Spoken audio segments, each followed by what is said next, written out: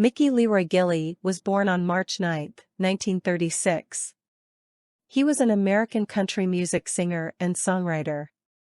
Although he started out singing straight-up country and western material in the 1970s, he moved towards a more pop-friendly sound in the 1980s, bringing him further success on not just the country charts, but the pop charts as well.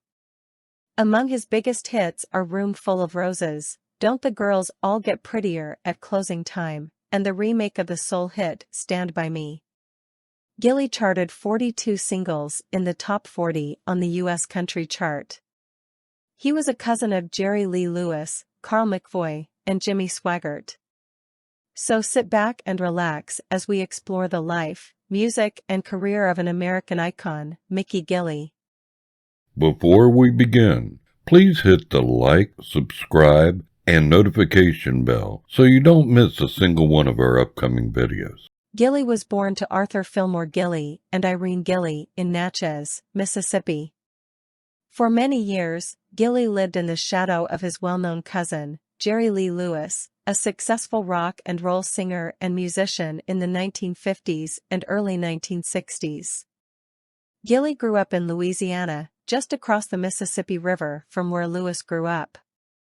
Gilley's family moved to the east side of Houston, Texas, in the 1940s, where he attended Galena Park High School.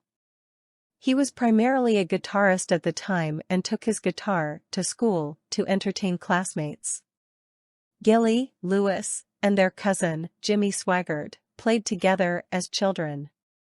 Lewis taught them his piano style. They sang both boogie-woogie and gospel music, but Gilley did not become a professional singer until Lewis hit the top of the charts in the 1950s. Gilley then cut a few singles and played sessions in New Orleans with producer Huey P. Moe. His record, Call Me Shorty, on the Dot label, sold well in 1958. In the 1960s, he played at many clubs and bars, gaining a following at the Nesidle Club in Pasadena, Texas. Paula Records released Gilley's first album, Down the Line, in 1967. He had a minor hit from the album called Now I Can Live Again. In 1970, Gilley joined in a partnership with Sherwood Cryer. Sherwood owned the club under the name Shelley's. His first nightclub in Pasadena, Texas, called Gilley's Club. It later became known as the world's biggest honky-tonk. Gilley's Club and its mechanical bull were portrayed in the 1980 film Urban Cowboy. He shared Gilley's Club with Sherwood Cryer, who asked Gilley to reopen his former bar with him. The club portion of Gilley's burned in 1990, and the rodeo arena portion was razed in 2005 to make way for a school. In 1974, Gilley recorded a song that originally was only supposed to be recorded for fun, titled Room Full of Roses, written by Tim Spencer of the Sons of the Pioneers, which was a one-time hit for George Morgan. The song was released by Astro Records that year, and then Playboy Records got a hold of the single and obtained national distribution for Room Full of Roses. From then on, Gilley was signed to Playboy Records, working with his longtime friend Eddie Kilroy. Room Full of Roses became the song that put Gilley on national radar, hitting the very top of the country charts that year, as well as making it to number 50 on the pop music chart. He had a string of top 10s and number 1s throughout the 1970s. Some of these hits were cover versions of songs, including the Bill Anderson song City Lights, George Jones' The Window Up Above, and Sam Cooke's Bring It On Home to Me. He remained a popular country act for the rest of the 1970s. Other hits in the 1970s include Chains of Love, 1977, Honky Tonk Memories, 1977, She's Pulling Me Back Again, 1977, and Here Comes the Hurt Again, 1978. These songs were a mix of honky-tonk and counterpolitan that brought Gilley to the top of the charts in the 1970s. However, a new breed of singer was entering country music. These singers were country crossover artists that brought country success with them onto the pop charts. These singers include Glenn Campbell, Crystal Gayle, Anne Murray, Olivia Newton-John, Barbara Mandrell, and Kenny Rogers.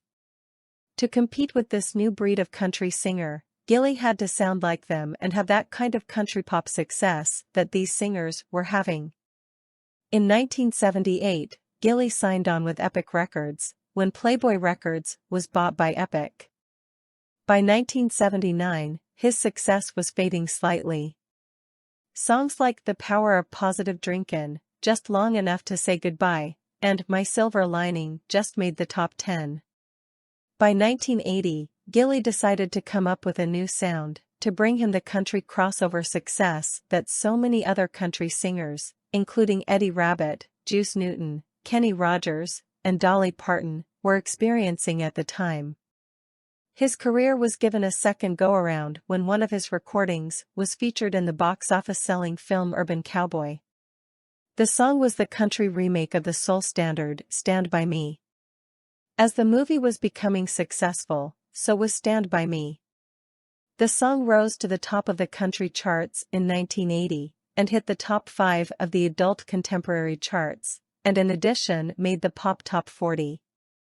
Room Full of Roses, True Love Ways, and You Don't Know Me also hit the Billboard Hot 100. Additionally, Bring It On Home to Me, That's All That Matters, and Talk to Me bubbled under at 101, 101, and 106, respectively. A string of 6 number ones on the country chart followed the success of Urban Cowboy. Gilley's other country number ones include True Love Ways, A Headache Tomorrow, or A Heartache Tonight, You Don't Know Me, and Lonely Nights. He never had any other pop hits though. In 1983, he had other country hits, like Fool for Your Love, Paradise Tonight, a duet with Charlie McClain, and Talk to Me, not to be confused with the Stevie Nicks hit of the same name. All of these songs from 1983 were number 1 country hits for Gilley. In 1984, he had a single, which just missed topping the country chart called You've Really Got a Hold on Me. Another hit followed in the form of a duet with Charlie McClain, Candyman, and a solo hit with Too Good to Stop Now, both of which made the top 5 that year. The year 1985 brought top 10s, with I'm the One Mama Warned You About and You've Got Something on Your Mind, followed by a top 5 with Your Memory Ain't What It Used to Be, and a top 10 with Doo-Wah Days in 1986. Doo-Wah Days was Gilley's last top 10 hit on the country charts, as a new breed of George Strait-inspired country singers called the traditionalists were moving into Nashville, like Clint Black, Patty Loveless, Reba McEntire, and Randy Travis. Not only was his chart success fading, but Gilley had a series of financial problems that led to the closing of his club in Pasadena, Texas. In 1988, Gilley signed with Airborne Records and released an album, Chasin' Rainbows, which resulted in his last top 40 country hit in She Reminded Me of You, which made number 23 that year. In a career that included 15 years of chart success, Gilley had 17 number 1 country hits. For his contribution to the recording industry, Mickey Gilley has a star on the Hollywood Walk of Fame at 6930 Hollywood Boulevard in Los Angeles, California. He also turned his attention to Branson, Missouri, where he built a theater, which was a soon-to-be boomtown for the country music industry. On March 2, 2002, Gilley, along with his 2 famous cousins Lewis and Swaggart, was inducted into the Delta Music Museum Hall of Fame in Faraday, Louisiana.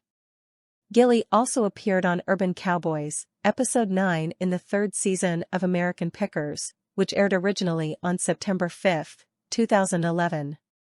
In 2012, Gilley signed a Branson-based vocal group, Six, to a 3-year lease to perform in his theater, with an option to buy it when the contract expired. Gilley returned to the studio in 2017 and released Kickin' It Down the Road the same year. The CD contains several new recordings and several remakes of classic songs originally recorded by him. In 2018, Gilley teamed up with longtime friend Troy Payne to record Two Old Cats, a CD containing 13 classic country duets. Gilley's first wife was Geraldine Garrett, whom he married in 1953. When he was 17 years old, they divorced in 1961. She was the mother of 3 of his 4 children, Keith Ray, Michael, and Kathy. She died on March 6, 2010. Gilley's second wife, whom he married in 1962, was Vivian McDonald. Together, they have a son, Gregory. She died in 2019. Mickey and Cindy Loeb, his longtime friend and business associate, were married in June 2020. Gilley was double first cousins with both Jerry Lee Lewis and evangelist Jimmy Swaggart of Baton Rouge, Louisiana. In July 2009, Gilley was helping a neighbor move some furniture when he fell with the love seat falling on top of him, crushing 4 vertebrae. The incident left him temporarily paralyzed from the neck down, but after intense physical therapy he was able to walk again and return to the stage a year later. However, he still lacked the hand-eye coordination necessary to play the piano. Gilley died of complications from bone cancer. His death was announced on May 7, 2022, by Jeff Wagner, mayor of Pasadena, Texas.